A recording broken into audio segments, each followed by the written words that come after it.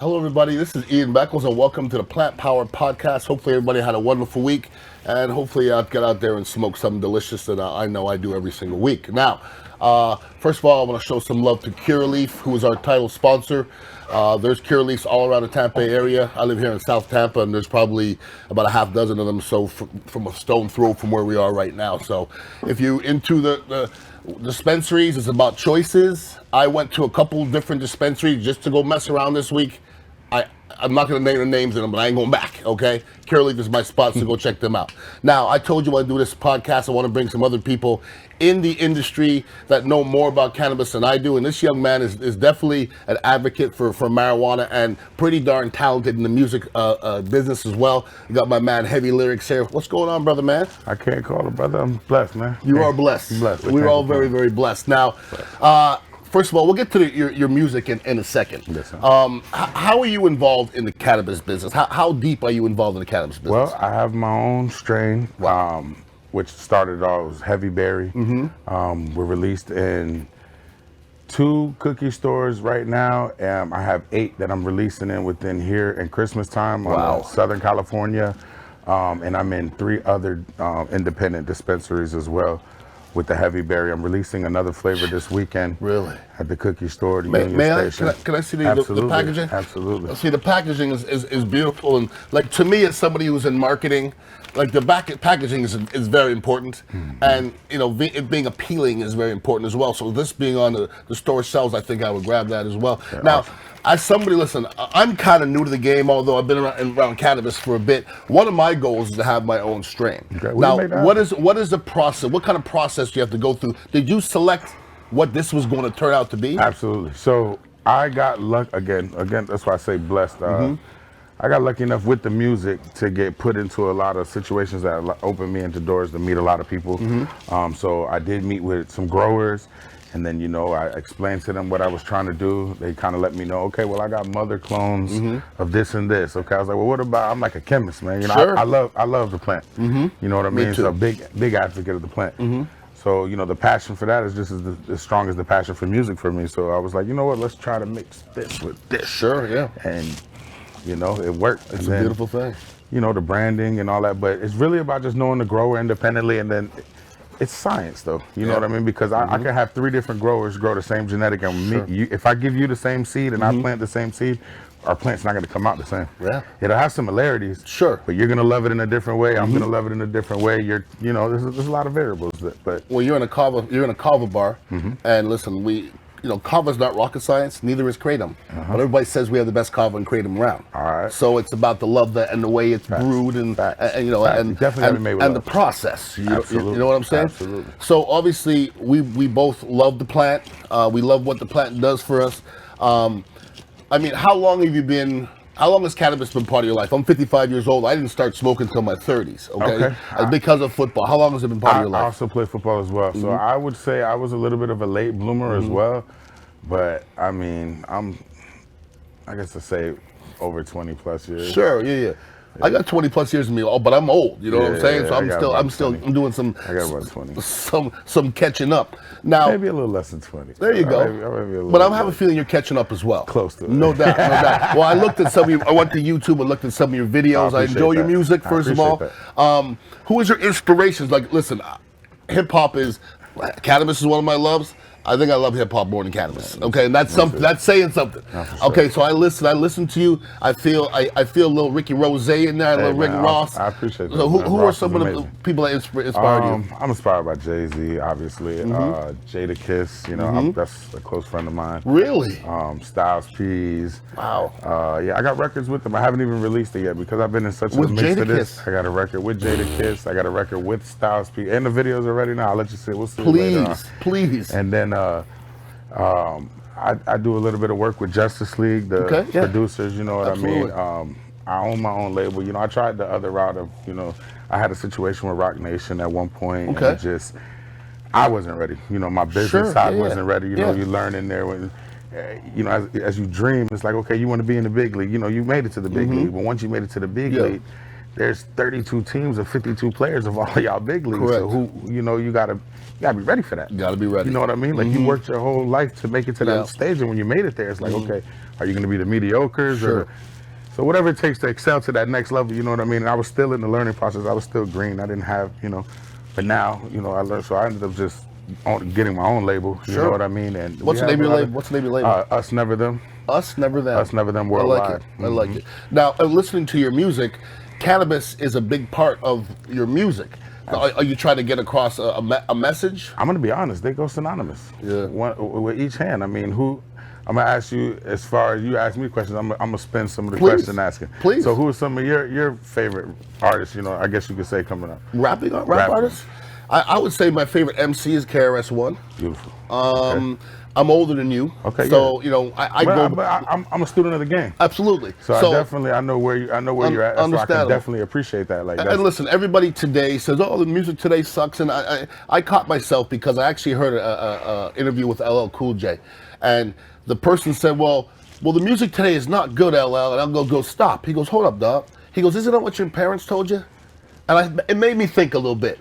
I thought my parents' music sucked, and I think this music sucks. And then 20 years from now, they're going to think that their kids' music sucks. It's just new. It's music. It's new. Now, you can only, look, I'm old enough to have heard the first thing that was ever written in hip-hop all the way through. Nobody's ever heard the first anything else and lived through it.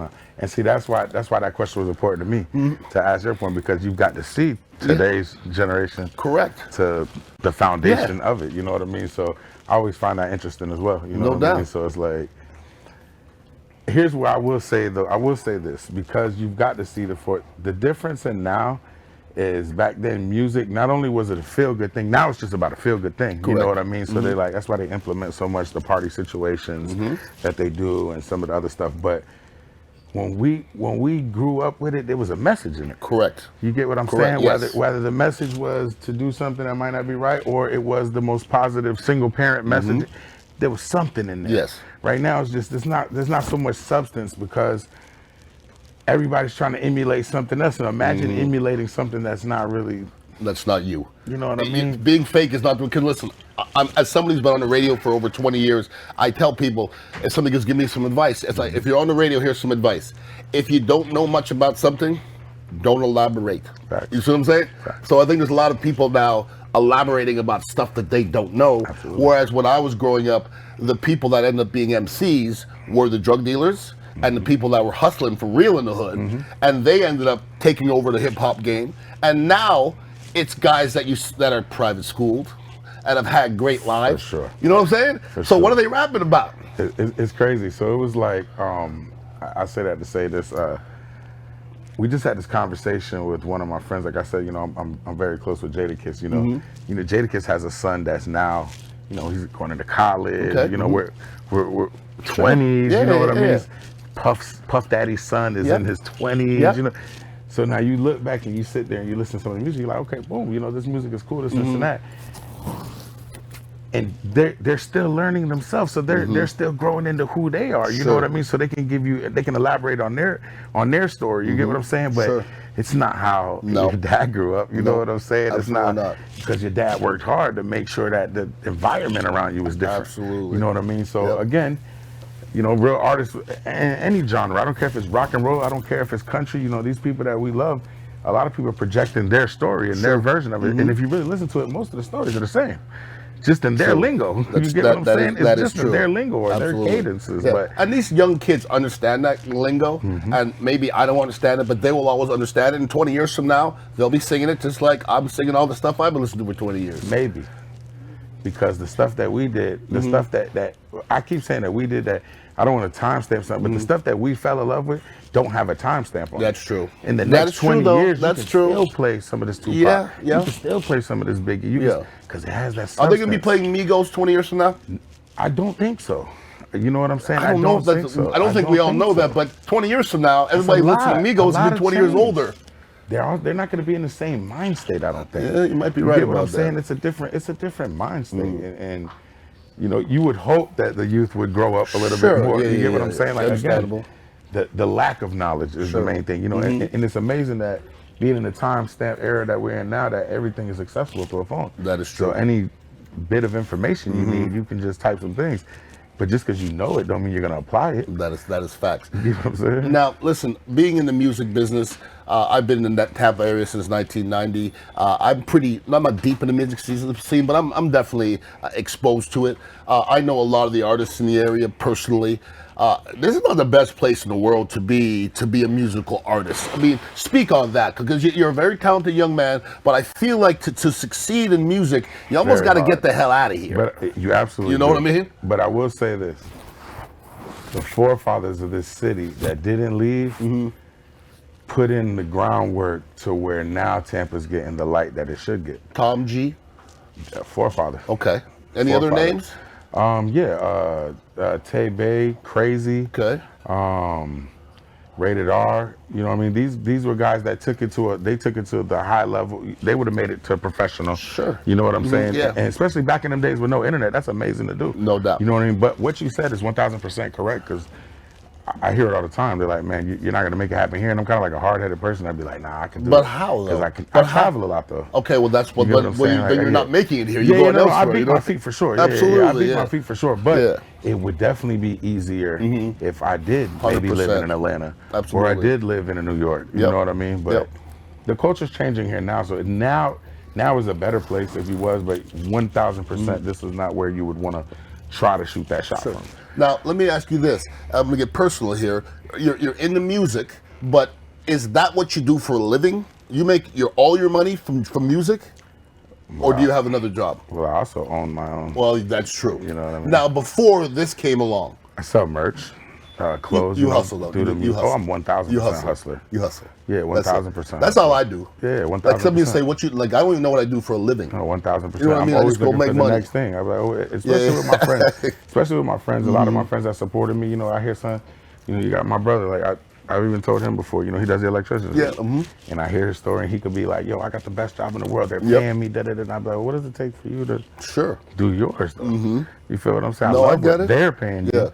But I can't wait till you see what you pay. No, you. absolutely. You get what I'm saying? No, I get that. And if I'm able to help, we're gonna make that happen. That'll be another stream. You get what absolutely. I'm saying? And if I can't, I'm blessed enough to might know somebody who can point in that direction. No doubt. You know what I mean? So that's where we like to empower us, because if we all strong, we all eat. Stop. I like when we all eat. That's the best. Yeah, absolutely. it's impossible to stop, because they're doing it too. So you got to play Monopoly as well. No doubt. You This is know what what I appreciate about you, and this is me as well.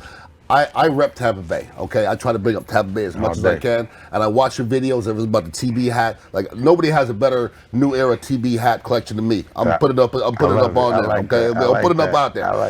So I rep Tampa Bay. You rep Tampa Bay. There's some people from this area that don't even rep this damn area. Like Hulk Hogan says he's from California. Kiss my entire black ass. Hey, you from here, dog. You from Tampa Bay. So what makes you so proud of it? There's a lot. There's a lot of people that are just faking it, man. You know who Shock G, Digital Underground? I actually hung out with Shock T before he died. That's technically Tampa. Tampa, absolutely. Yeah. If we want to take it down that road, you know what I'm saying? That's true. Yeah. There's a lot of people like that, and to each his own, man. Yeah. You kind of, I guess we're also in an era you could be whatever you want to be. So that's a fact. If that's what. But you proud of your area, though. Oh, absolutely. You born and bred here. Born and raised here. Born and raised here. And the craziest knock that I get is because, again, like you said, the music that I listen to, it reflects in kind of how I talk. I talk a little bit intellectual as well. So everybody, he's a New York rapper. He got to be there. My mom and my dad are from New York. Sure. I was born in Tampa General. You know what I mean? So that's it. Tampa through and through, buddy. I can't get more Tampa than that. You know what I mean? Love it. I can't. But I love the fact that you grind. I've had clothing lines before. I've owned a magazine before. You seem to be in the same ilk to where you're not scared. You ain't scared. I'm actually about to do one out here in Tampa. So a magazine? We're doing it's going to be basically a collaboration, and we're going to do the East Coast side of it. It's already a West Coast magazine. They want me Cannabis to put or music? Both. It's called All Bay Cannabis. It's called All Bay Cannabis. It's called All Bay Magazine, and it specializes in music and cannabis in the Bay Area of San Francisco. How deep are you into this right now? Oh man, I'm in there, man. Are you deep? Because let's talk, man. Because no, let's do it. No, it's at ground level right now. Well, bro, it's at ground level right now. I know some people. I know somebody loves cannabis. and music and has a voice. How about that? It'll be a pleasure to make it happen. No doubt. Because I can't do it by myself. I like your attitude, Feel man. what I'm saying? You can't I do nothing it by myself. yourself. Hell no. Listen, I like to listen to all the brilliant folks, the Jay-Z's and everything, and they all talk about surrounding yourself with a strong team, and that's what it's about. You have to. It's impossible to do it by yourself. There's no way it happens. So what do you see the future of heavy? What do you see heavy lyrics 5 years from now? What do you see? Man, let's say hopefully a lot of money. Money's good, but money's man, I good. hope I empowered a lot of people around me, and I like to spread knowledge. Man, I'm a positive energy person, bro.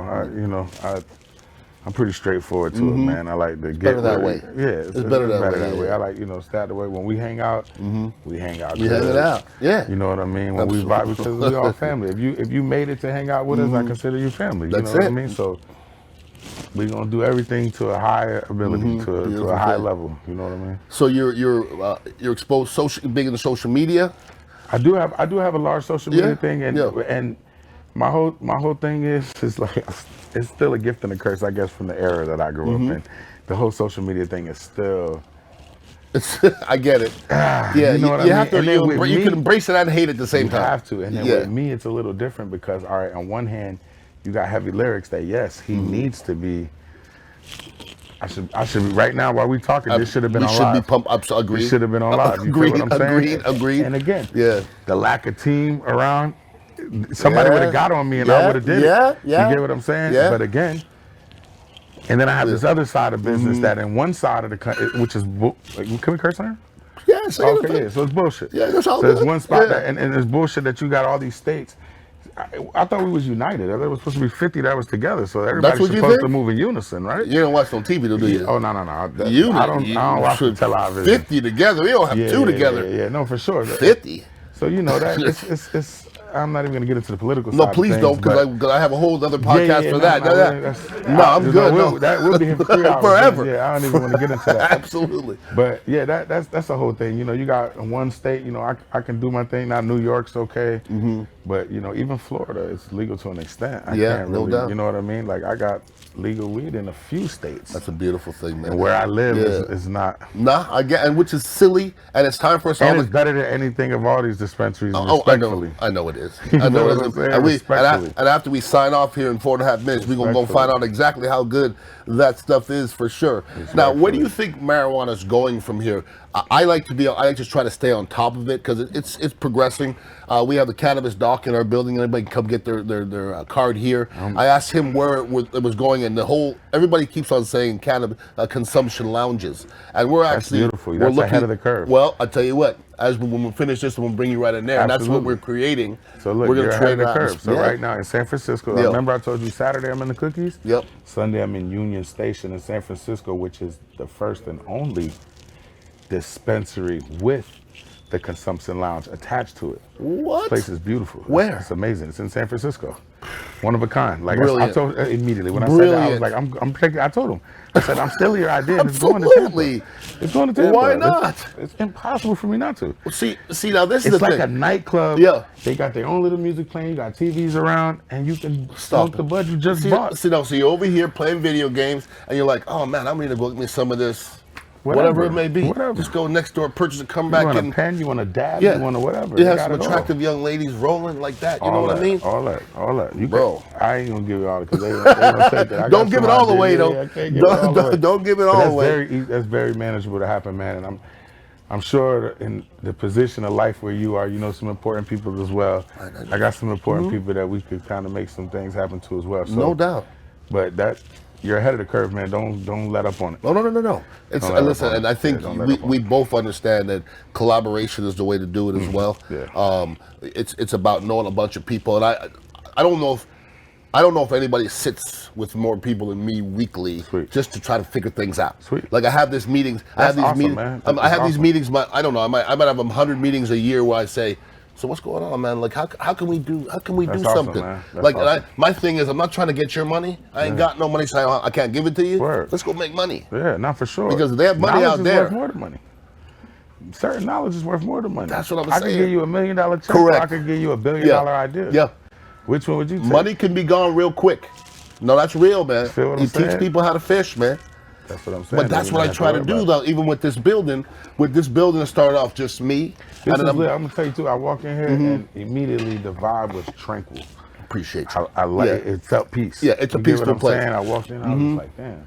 Well, this building, the incense are going. Yeah, and you wouldn't know. Never know. But when people walk in, they always go, "Oh my God, it's not what I expected." Yeah, but this simple building has, we have a print shop on this here. We have the Kava bar here. We have a consumption lounge over here. We're gonna have a consumption lounge outside. We're gonna have a food truck outside with Leanne whipping. We're doing all of it, dog. I'm gonna give you a little. It's just a little insight. That's why I tell you don't let up on it. A little birdie told me. Okay. 2024 is the year it's gonna go. I've heard that myself. Full. Right? I've heard that myself. So you're right there. We here, dog. We here. So once it goes fully, guess what? Now you're also a kava and a dispensary. That's what I'm saying. Kava dispensary. If it goes fully legal now, now you can. Correct. And everybody talks about this. Everybody's talking about consumption lounges, and you could sell alcohol there. And I always look at people and go, "That's the dumbest thing I've ever heard." Sure, I don't want to own a building. Regulations on all I don't want to own a building that somebody was drinking and smoking. Okay, Kava, kratom, marijuana together. To me, it's a marriage. It just flows. It's a beautiful thing. Smoke a little weed, take a couple of shells and stuff like that. Are you hip to Kava at all? I've never had the Kava. I did. My brother put me on to the kratom. Yeah. Amazing. And you know what's crazy? It was like I was an advocate for a while because I pinched the sciatic nerve in my hip. So I was scared for a while. Sure, yeah. So I was like, man, he came through with the blessing. Like, man, hold up. That's it. And whipped it up. He was like, all he talks about is y'all. That's it. He was like, man, they got the best version of this drum. Telling you got it. I was like, all right, bro, I'm gonna try it. He tried it, and I felt like him because I was putting all my. I was like, Mom, you're in pain. Don't worry about the pills, man. Get off the pills. Like, I'm big on that too, man. That's another reason that slowed us down because Florida's a pill mill. So. Plants over pills, everybody. 1,000%. Well, let me tell you what, Heavy Lyrics, it was great to meet you, brother. I have a funny feeling we're going to collaborate in the near future. Absolutely. Everybody go out and check him out on all the social media outlets. Heavy Lyrics, every platform. Heavy Lyrics everywhere. Yep. Everybody, Heavy Lyrics, everybody. Appreciate you, brother. Appreciate you, man. We'll be back. To be on the show. Welcome back to the Plant Power Podcast. I brought my man Tom Ponzo with me, and I send Tom out every week, and he looks for some things for me. I'm a busy man. I got the show, I got podcasts, and I'll say, Tom, I want you to check out this strain for me or something at Cure Leaf, and he always gets it done, and he knows what the hell he's doing. The great Tom Ponzo here. And Tom, what strain did you break down this week, sir? Thank you, Ian. I broke down Lilac Diesel this week. Okay, and what is Lilac Diesel exactly? It's a hybrid. It's a sativa-leaning hybrid. Good. And it's a true hybrid in a sense that it's both a mild central nervous depressant in addition to allow you to feel a little bit more uplifted. So there's a true hybrid in that, excuse me. And the main terpene in this is terpinolene. I'm reading this right now off of my page. Also, carotene, which we discussed on our last show a couple of weeks ago.